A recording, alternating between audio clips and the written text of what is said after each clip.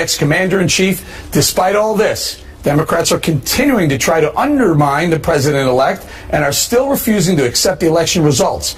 According to Politico, in an interview with his hometown newspaper, former President Bill Clinton took several shots at President-elect Trump, saying, quote, "One thing he does know is how to get angry white men to vote for him." Clinton also blamed the FBI for his wife's loss, saying, quote, "James Comey cost her the election." But that's not all. Hillary Clinton's campaign chairman, John Podesta, is making headlines for refusing to say that the election was free and fair. Watch this. Do you believe this was a free and fair election? Well, look, I think the Russians clearly intervened in the election, and I think that now we know that both the CIA, the Director of National Intelligence, the FBI all agree that the Russians intervened to help Trump. You didn't answer the question. Do you believe this was a free and fair election? Well, I think it was. I think it was distorted by the Russian intervention. Let's put it that way. Now, can you imagine if the tables were turned and Donald Trump's campaign said the same thing?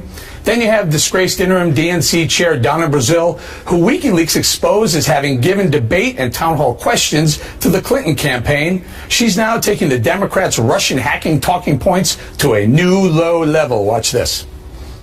This was a very intrusive process. The president's party was hacked, not the Democratic Party. The president, he is a Democrat. His party was hacked. The emails were weaponized. The release of stolen, hacked emails caused a lot of confusion.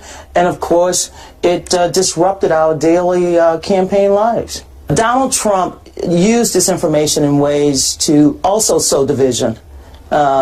I was very disappointed, and his repeated usage of some of the stolen information, he used it as if he received daily talking points.